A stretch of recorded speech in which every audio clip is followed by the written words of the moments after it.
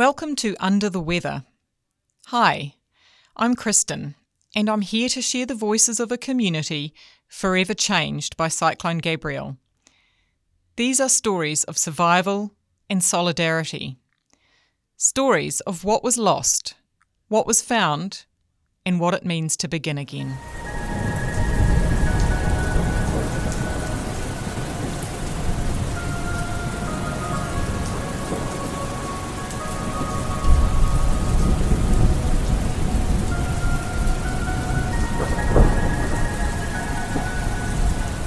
In the early hours of February 14th, 2023, the Tutaikuri River surged with unprecedented volumes of water.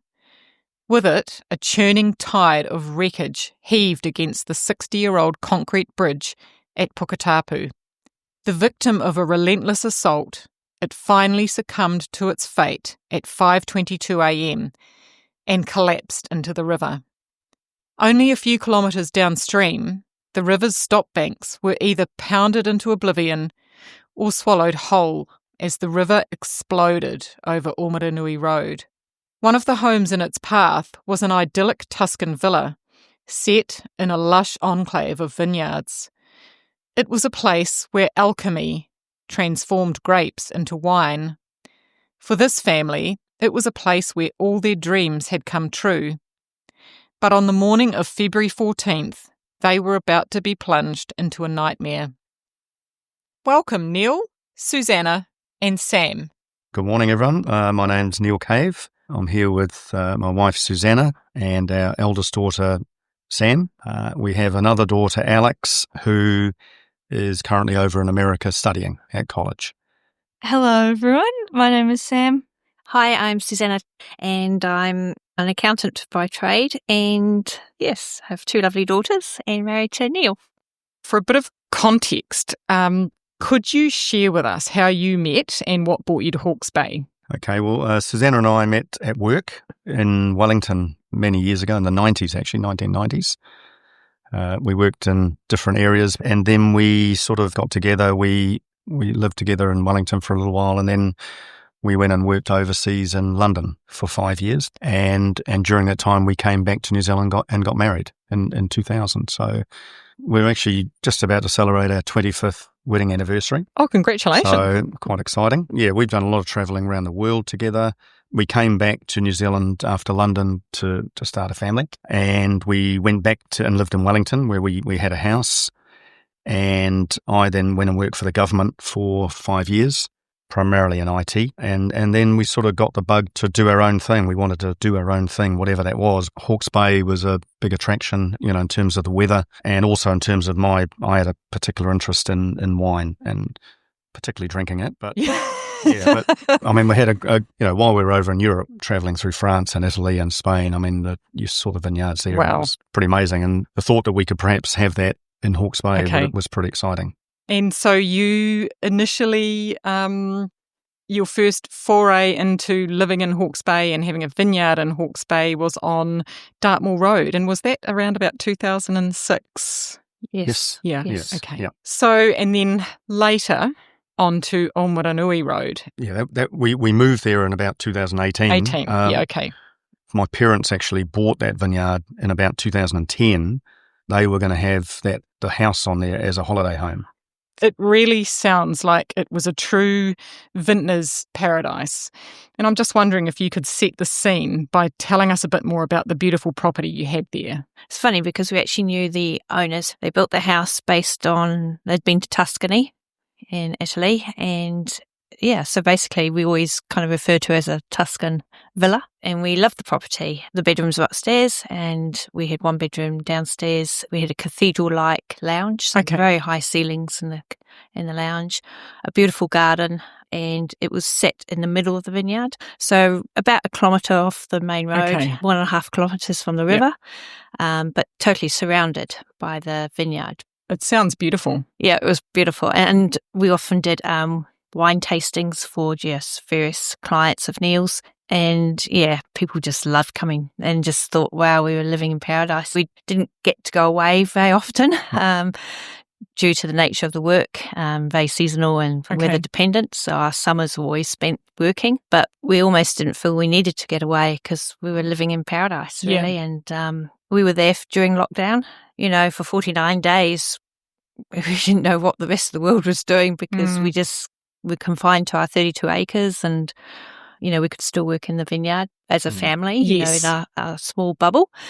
And so, we were very, very fortunate. And so the three of you were there at the time of the cyclone, and Alex, who we've mentioned, was at the time, she was a weekly boarder at Woodford House, but you had a couple of house guests staying with you from the UK. And obviously the weather had deteriorated soon after they arrived, but you were all full steam ahead preparing for Art Deco. And at that time of year, you were also very busy with the vineyard, as you've explained to me when we talked previously that you were clipping the nets the day before. Can you tell us what you mean by clipping the nets? There's two different types of nets you can have there. One's called an overnet, which drapes right over the vines, give a lot better protection, but they're very difficult to put on. And then the other sort of nets that are more common, and you'll see them on most vineyards, are called side nets. And you basically run these nets across each side of the grapes. But you've got to clip them. You've got to clip them to the wires, or you clip them together. Because birds are very clever. And that's the thing I've learned over the years. And if they can get in there, they will. All right. And so you're really basically trying to, seal off the grapes from birds being able to dive in. And it's a big job. Yes. Sam knows that. And Sam, of course, was out there in the rain doing that on the 13th of Feb, weren't you, Sam? Yes, yeah, Dad made me work that day. I didn't want to, with a raincoat on and everything. Yes. And did you have to do anything else to the vineyard to prepare it for the coming storm? I think where we were with the vineyard was at that time of the year, we were pretty much, once you get all the nets on, then you move into a phase where you're basically waiting for the grapes to ripen and then be harvested. So when you're managing the vineyard, you really want to be ahead of the game. And so we were ahead of the game, as we always normally are. So we'd literally just finished all the nets and we were now getting ready for what I'd call routine management, which would be mowing and having to do a spray, bit of bird scaring so that the birds knew we wanted them out of there. Yeah, okay. But we were certainly prepared as we normally are. So what were your thoughts when you heard a cyclone was headed our way? Well, we saw it on the news and we thought, well, basically a lot of the news, I think we were Orange area and it looked like it could be heading out to sea. We weren't at all concerned, no concern. Yep. Even being 1.5 kilometres from the river, we all went to bed feeling very happy no concern whatsoever. Then you had very good drainage in and around your vineyard, didn't you, Neal? Brilliant drainage. I mean, that was one of the real attractions of that vineyard. And I think over the years, there's been a lot of potential cyclones, and normally it is February/March. And obviously, really none of them have ever hit Hawke's Bay. They tend to either blow out to sea or perhaps more likely somewhere like Gisborne might get the tail of it, not Hawke's Bay. And, we were all over the weather forecasts looking at what was going on. And I think the last sort of reporting on it was that if anyone was going to get hit, it was going to be Gisborne, not Hawke's Bay. Yeah, they actually didn't even talk about Hawke's Bay. So, we weren't unduly worried. I think that's fair enough. Yeah, and that's been a very common theme with everyone that I've spoken to. So overall, the day before the cyclone wasn't too out of the ordinary. Sam, you worked in the vineyard, much to your disgust. and Neal, I remember that you and the friend that you had staying from the UK, Ian, you and Ian were going to indulge your mutual love of James Bond movies, and you had the DVDs out and ready to go. Am I right in saying that your recollection of the weather that afternoon and evening of Feb 13th was really more one of really fierce wind than it was of excessive rain? Yeah, no, definitely from my point of view, that particularly the night, the day wasn't. There was a little bit of rain, but nothing major. Sam was working. We certainly weren't getting a lot of rain. But that evening, the wind really picked up. And particularly overnight, it was raining, but certainly not what I would be unduly worried about Yeah, in terms sure. of rain. So the rain wasn't ringing any alarm bells for you, essentially, but it was wild enough outside to make you think that it would be a good idea for Ted, your 8-year-old black Labrador. He normally slept in a garden shed, but you thought you'd better have him into the garage that night. Sam, none of you were particularly bothered about the weather, but that night you went to bed and you sent a text message to a friend to say that you had a bad feeling that there might be a flood. What changed that evening to make you feel that way just before you went to sleep? Well, I was sleeping upstairs in the attic because we had the 2 guests from the UK staying with us, and it's quite noisy. Up in the attic, there's also like a skyline window as well. Yes. I don't know if it was maybe a lot noisier. I could really hear the rain. And yeah, I texted a friend and I was like, I have this like bad feeling it's going to flood. And then they text back like, no, don't worry, like you'll be fine. And I went to sleep. It did take me a while to get to sleep because it was really like loud and sleeping in the attic. It's not the nicest room either, like not my normal bed. So yeah, and then I did wake up because I had a nightmare actually. That's what woke me up. I had a nightmare that the Puketapu Bridge had collapsed. In my nightmare, I was on the bridge and it like actually really scared me. So I woke up, checked my phone. It was about like between 3 and 4 in the morning, and as soon as I checked, I noticed like my phone hadn't fully charged, and then there was no Wi-Fi. And I tried to flip on the light switch, and that didn't work. So I was like, oh no, we don't have power. But then I didn't still think too much of it. Fair enough. Managed to fall back asleep, but it did take me quite a while. Yeah. That's an unsettling kind of nightmare you have had that night, isn't it? It was. I can remember I had my phone by my bed as an alarm clock, and I remember looking at it and seeing, no Wi-Fi. I think, did you try the lights, Neal? Yeah. I mean, I normally wake up quite early, and that night, yes, I think 4 o'clock, woke up and obviously could hear the wind and the rain outside, but no power. And that's not unusual when you live rural, is it, to lose your power in a storm? So no, that wasn't ever going to set off any alarm bells. So just for us, it's like, we have no water either because we've got a bore. So it's like, oh no, how are we going to have showers and that sort of thing? But it's just part and parcel. Yeah, there is a whole different connotation to losing your power when you live rurally, isn't there? Yes. Because it's nothing like losing your power in town because, losing your power in the country, you've got no water. No water. And Suzanna and Neal, can you share with us your experience of waking up a bit later? Was it around 6:45-ish or thereabouts?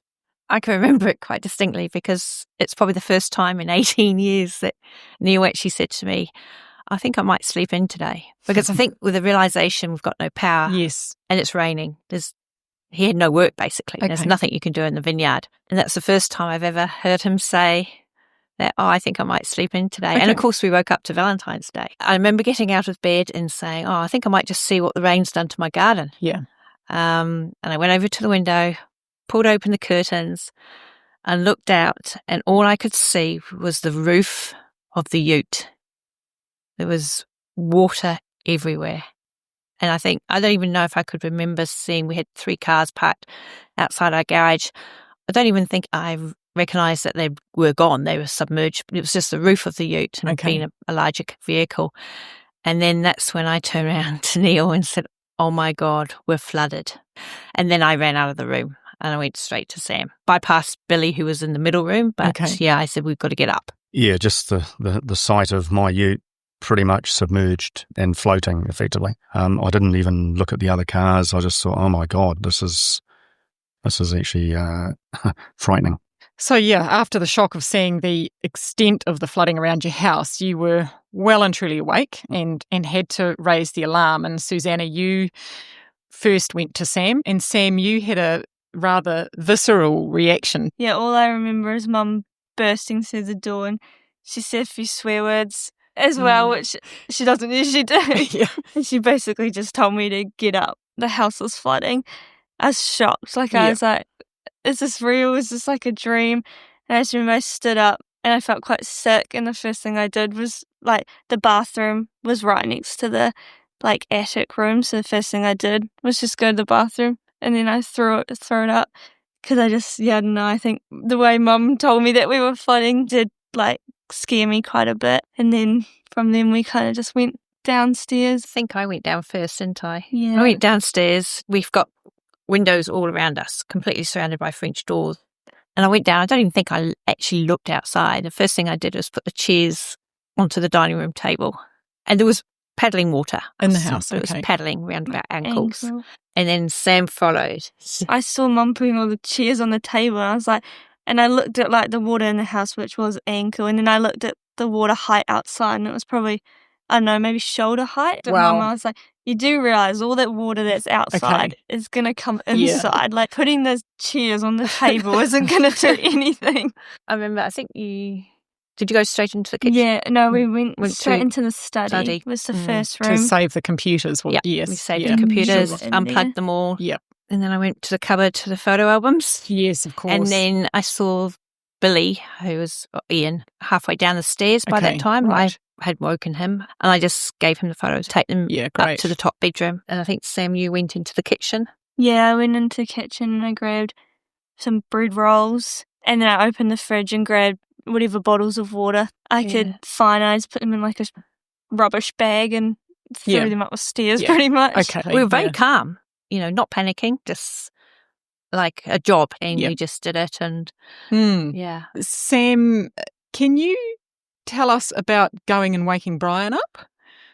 I didn't actually, I kind of forgot about him, which sounds bad, but I went into my room to try grab some things that I wanted to save, and then it wasn't until then that I realised he was actually still asleep. And whereabouts in the house was your usual room? It was right next to the garage as well, and so it was down the hallway, quite far away. And yeah, I just remember opening the door, and it was quite dark because the curtains were pulled, there was no light. And I think I could just see him sleeping. I was like, oh my goodness. And then I tried to yell, but probably with the sound of the water, and he had his hearing aids out. Yes, because Brian was quite elderly, wasn't he? Yeah. 86 I at think the time? 86 at the time. Yeah. So he didn't hear me, and I was like, oh, I don't know how to wake him up. So I just jumped on the bed and pretty much like shook him awake. And then I didn't even tell him what was going on. I was just like, I just grabbed what I could from my room and just kept going back and forth, but I didn't really grab anything important. So. Okay. And how deep was the water in your room where Brian was sleeping when you went in there and woke him up? It was probably up to the mattress. The mattress, yeah. So, wow, he would have had a hell of a fright when he woke up to that. Yeah. And I may be a little out of sequence here, but I was keen for yourself and Neal to tell me about letting Ted in from the garage. The height of the water inside the house was rising, so we're probably at knee deep now. But outside the house, the water level was maybe shoulder deep. So the house had sort of sealed itself, which was great, lucky for us at the time. We go past Sam's room, and then there's an internal door to get into the garage, and I basically opened that door up. Then I was met with shoulder height water and Ted surfing out through. Wow.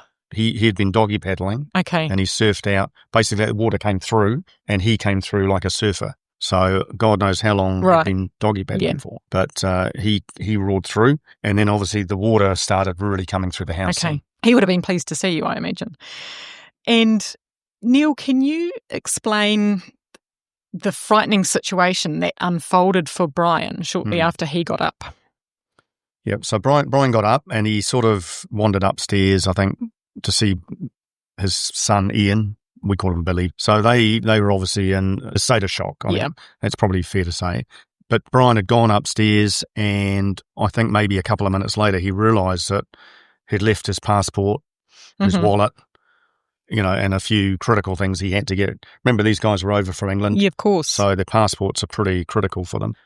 So he then proceeded to go back downstairs and wander through. By then, probably the water was waist deep, but he sort of got through and grabbed a couple of bits of his. From Sam's bedroom. Yep. So he grabbed those, the key things, and then proceeded to come back out. And Ian and I were downstairs at that time, and the water basically coming in had closed the sort of the door that was in the hallway, basically shut it because the water basically pushed it closed. Okay.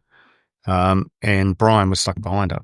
And, literally the water was rising all the time, and Brian couldn't open that door. He couldn't open the door. I mean, we tried to break some glass and we didn't have anything really to break glass. That's right, because the door had a glass panel in it. Had a glass so panel. So you could see what was going on the other side of the door. It was probably a double glazed, toughened sort of glass. Sure. And I'd already tried to break a window earlier on and upstairs, one of the skylights, and we couldn't do it. I didn't have any tools. But so, yeah, Ian and I basically spent 2 or 3 minutes trying to get this door open and get his dad out. Yeah. And the water was rising all the time. And I just think, if we couldn't have opened that, if we couldn't have got that door open, that would have been a terrible situation. Yes, it would have, yeah. For everyone. So, but we managed to get it open enough that we dragged him through and then sort of got him back upstairs, which was good. And it was a really narrow gap that he had to get through, wasn't it? And because you were trying to open that door into...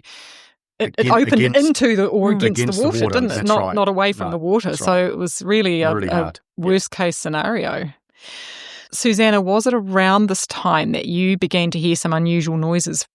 Yes, the water was coming through the very small, very thin gap, around the front door, but it started to splinter. And I think that's the power of the water on the other side of the door was forcing the front door to start to splinter. That would have been fairly frightening, hearing that. Yes, but the water was, we had a 3-car garage, so all that water that was in there was now coming into the house. Yeah, sure. So we didn't have a lot of time. I think by this realisation that we needed to get upstairs pretty fast. So Brian's been freed from where he was trapped, and it sounds like the 5 of you then are all able to go upstairs, but that sounds like the water was almost nipping at your heels as you went up those stairs, and that the huge ground level of your home filled up very fast behind you. Yeah. I think the first thing I did when we got upstairs, we got a linen cupboard upstairs, and I remember Neal always commenting how many towels we had. I used every single towel that day and basically did a barricade at the top of the stairs. The water was already up there. Eventually was to the top, and it was quite high. Yes. Duvet covers, everything. Just basically just to as a stop bank. And I know we did try. Neal and I went into the attic where Sam was because it had a skylight, and that was access to the roof, but we could not open it. We knew at that point we had to get up on the roof or get away and get out of the house. Yeah. But we tried, didn't we, Neal, to try and open it? But we tried with a lamp. A lamp, yeah. We just couldn't open it. And a concrete heart decoration. They were smashing it. Okay. And then we went to our bedroom, and we have a little, very tiny balcony, and we opened the doors. We did think about, I think we did talk about swimming. Yeah, tell me about that discussion. Yeah, it's a long way. I'm a good swimmer. I know Sam is, and Neal, I think we'd be okay.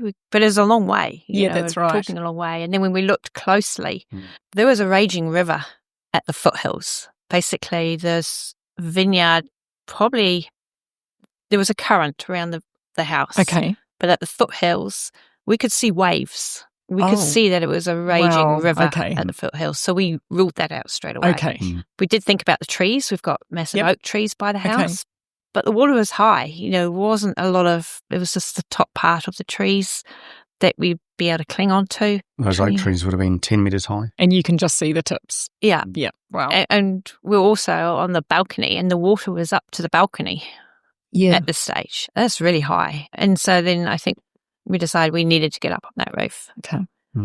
And so we had, fortunately, we had a little table, wrought iron table, and 2 chairs. And I can remember we put the one chair onto the table, and there was no question Neal was going. I mean, he was the only person, but it was so high. Tell us about that, Neal. Look, we've all seen flooding before, and when we've seen flooding and it's up to people's waists. Well, hang on, we've got this flood happening here, and it's up beyond our ceiling. This is just unbelievable. So how much further is it going to go? That's right. And your ground level ceilings were about 3.5 metres high, weren't they? And the water was way above them, and it was like, oh my God, what this? This is just something maybe out of a horror movie type thing. How is this happening? And I think the scary thing was we did not know really how much higher could it go. So the decision was, look, I need to get up on that roof because we all may need to get on the roof, but I need to get up there and just see what's going on. We could hear helicopters around, and I thought, okay, well, if I get up on the roof and we wave a few blankets and stuff, they're going to see us and rescue us. Yeah. Brilliant. So there's only two ways to do it. Either I had to climb up, which is what I did, or I'd have to dive in the water and swim over to the garage roofs where the water was actually up above the bottom of the garage roof at this stage. Okay. So I climbed up on top of the table and the chair. Basically, I mean, I don't know, I'm not going to liken myself to Spiderman or anyone like that. But it was like that sort of thing where you basically scale up a wall. We had a big bathroom window, we opened, and I put my foot on top of that. I didn't realise I could probably stretch like that. I mean, the things you do. And then I managed to basically slide myself up over onto the roof. But once I was on the roof, I was okay. But then I looked down, of course, and the water was, maybe 5 feet, 6 feet below me. And I thought, well, okay. The thing was, if I'd fallen off, I'd have fallen in the water. At least I'd have been okay. So I wasn't too worried. But no, I got up there and basically got up to the very, very top of the roof and just looked around at what was going on, which again was frightening. All you could see was water everywhere. It was like, oh my God. And, we had obviously no communication with anyone. And my initial thought was that, oh my God, Hawke's Bay has been flooded. The whole of Hawke's Bay is gone. Yeah. And that's a really scary thought, isn't it? That's what I thought when I saw it. So tell us about how Sam gets up onto the roof with Ted. Sam just said, I'll go next. So she said she was going to go into the flood and she'd take Ted. She wanted to take Ted. I think we realised we couldn't get Ted onto the roof. The only way was kind of through the water. And then, I just volunteered because I felt like confident swimming. And I was like, I can swim with Ted, and then Mum can help like Ian and Brian. So I was like, okay, I'll take Ted. So we realised that we didn't have his lead. So we were like, oh, well, we need something that we can kind of join us together so he doesn't swim off somewhere. So I had my laptop charger, and so we just tied that like around his collar. And so that was kind of a makeshift lead. Yeah, and then I climbed up on the balcony railing first and I just jumped in. And then I remember the two guys were behind her and she just disappeared under the water and then, then she bobbed up and then trying to get the dog. He didn't want to go. So I had to pick him up and literally I threw him over the side. We didn't know how much time we had. And then he was in the water with you. Yeah, he did try to kind of grab me, push me under a bit, I think out of panic. But then I just swam and then he just followed me down to the lower part of the garage roof. I just pushed Ted up and Dad grabbed him and then he shook his water all over Dad. That's what I remember. And then Dad helped lift me onto the roof. But that water was freezing. I don't think I'd ever experienced something so cold, and it was disgusting water. That's right. It wasn't like you jumped into nice clean water. No, it wasn't pristine sort of water. It was cold, dark brown. We saw sheep floating past. It was horrible water. Yeah. It was, and, sheep and goodness knows what other hazards that you potentially couldn't see under the surface. Yeah. Can you tell us about what could you see from the roof once you were both up there? It was literally all you could see was water. You couldn't see the vineyard anymore. You couldn't see any of the cars. I don't know if they were still there or they had floated away. All you could see was just trees that were there. It was very eerie as well. You couldn't hear anything, no birds, or you could hear because it was still raining at that point when we were on the roof, and you could hear the old helicopter fly over ahead of us as well. But there was nothing in sight except for just water. So like Dad said, we thought the whole of Hawke's Bay was flooded because for all we knew, that's all we could see. It was just water. Yeah. Couldn't see the back shed either, where all the tractors and the nets are stored. Oh, right, okay. So that would have been a fairly high-roofed shed too, wouldn't it? Yeah. Yeah. So couldn't see that. It was just everything was gone. We didn't know if it was still there or really what was happening. And did you see the garden shed at one point when you got up onto the roof? We could see, so the garden shed where Ted would normally sleep in, so it was a big, heavy-duty wooden shed, and that had been picked up and basically was sitting on top of some vine posts. Okay. And so we could see the tip of the shed over there, but we didn't quite know what it was on, because there was water all around it. I do a ride on lawnmower in it. Oh, yeah. Yeah. It wasn't just an empty shed. No. The thing weighed tons. It just goes to show the force of the water, doesn't it? Yeah. So let's just steer the conversation to Alex for a few minutes. So I mentioned before Woodford had closed the previous day and she had gone to stay with her grandparents in Havelock North, hadn't she? Amidst the rapidly failing comms that morning, Sam, you managed to establish some contact with Alex. Can you tell us about that? Yeah, so once Dad and I were on the roof, Dad was contacting our neighbour at the front of our property and he managed to get a hold of him, I think, for a little bit. For maybe 30 seconds. And then I was like, I need to contact Alex first. Yeah, that was my first thought. And it was weird because we hadn't had power. Like I had no service, even though it said no service. I managed to call her for about a couple of minutes and pretty much just said like, look, Alex, like we're flooded. Like, are you okay? And I just remember she's like, yeah, we just have a few leaks and a few trees have fallen. And I was like, okay, that's weird. Like, what's happening? And then it just cut out. So then I tried to text Alex as well. And I don't know how, but we were able to text back and forth for about 45 minutes, which I don't know. That's so weird, but like also really good at the same time. It was good, yeah, because that was after 9 a.m, wasn't it, that you had that text? Yeah. Because the comms really had failed by then, so it's quite extraordinary you were able to have that text exchange with Alex. Strange, very strange. Yeah. I don't know how, but I pretty much just told her, I was like, we need rescuing, we need help. And I think at this point she had told Nana and Papa, and we're like, okay, we're on our way. And I was like, how are you getting here? And she's like, oh, we're using a friend's truck. And I was like, no, you need a boat or a helicopter to get here. Like, okay. I think they were on the expressway and they got turned around by the police pretty much and said that they can't drive there. But she didn't quite understand the severity of it, I don't think. Yeah. Like, I remember I said like, oh, like you can't even see the vineyard. And she was just like, will Dad not be able to work anymore? I'm like, no, there's no vineyard. We're on the roof, like...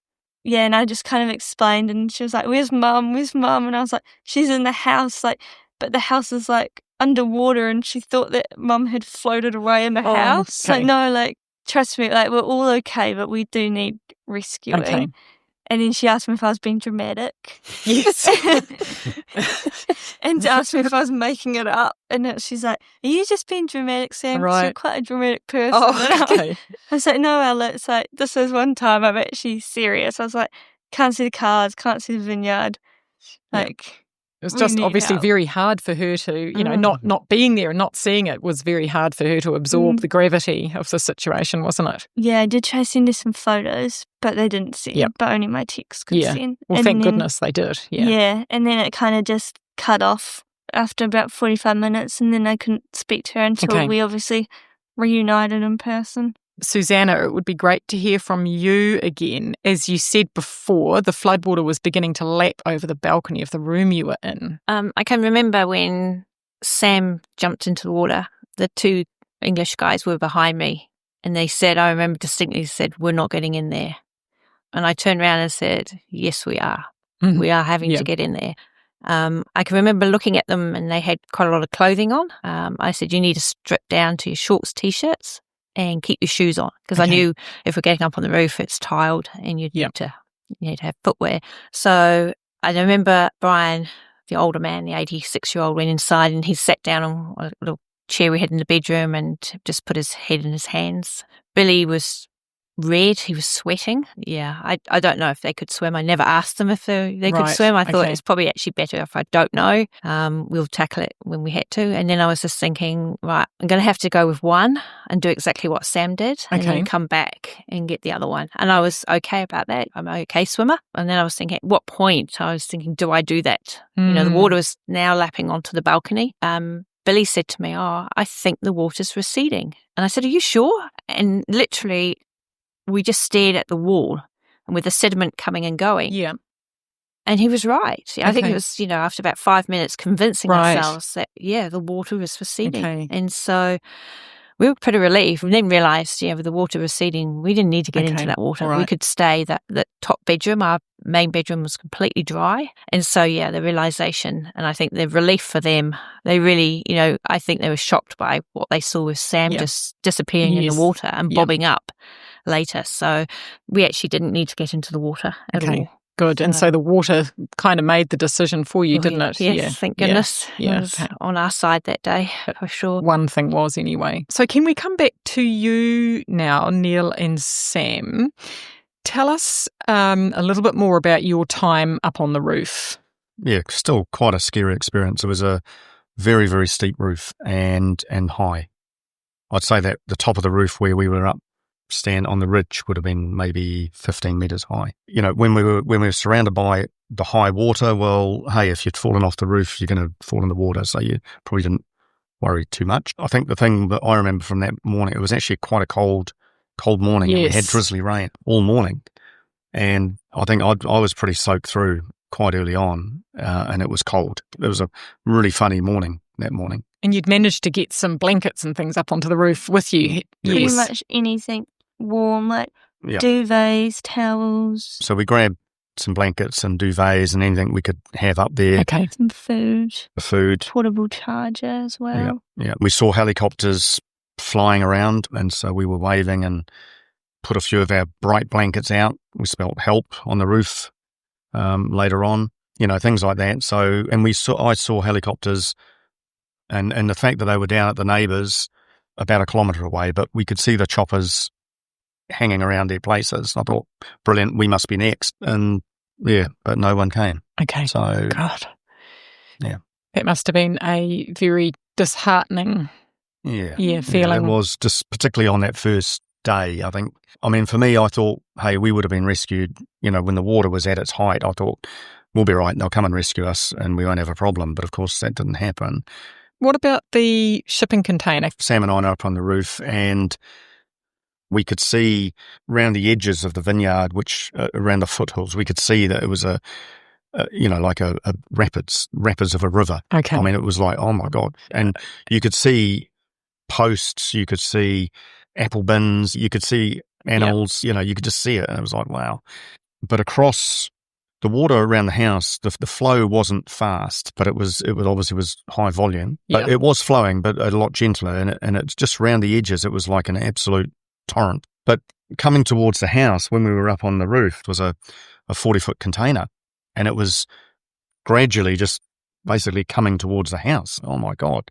Early on, I didn't worry too much about it. I just thought, the current will pick it up and it'll go somewhere. Yeah. But it kept coming straight for the house. And I thought, if that thing hits the house, it'll take the house out. It was a big 40-foot container. Now, one thing with our garden we had a number of oak trees there, and we'd actually taken one down a couple of months before because they'd grown so big. And also, a vineyard doesn't really want a lot of trees because then that'll bring the birds. We sort of thought, well, let's save ourselves a bit of drama. So we took one of the big trees out that was on its own, and we had three big trees still by the house, but they were in a good position because they gave us a bit of privacy from the vineyard. But they were big trees, and anyway, the shipping container kept coming towards the house, and by then I was starting to think, oh no, this isn't looking good. But basically, that shipping container got caught up in those three trees. Right. So they saved the day. Saved the day. Yeah. They basically, it stopped dead in its tracks by the trees, and then once the water started to recede, the shipping container just went. Yeah, sure. Out. Okay. So thank goodness you decided to take the other oak tree out and not those. Not those three. Yeah. So tell us about the winery itself, Neal, and what happened to that. Okay, so on the edge of the vineyard, we had two big sheds. One was an old-fashioned farm pole shed that we stored tractors in and nets and things like that. Okay. And the other shed was a newer one. Half of that was for gear, and half of it I'd converted to sort of a private winery. I didn't know if it was underwater or if it had gone. You just couldn't see anything there.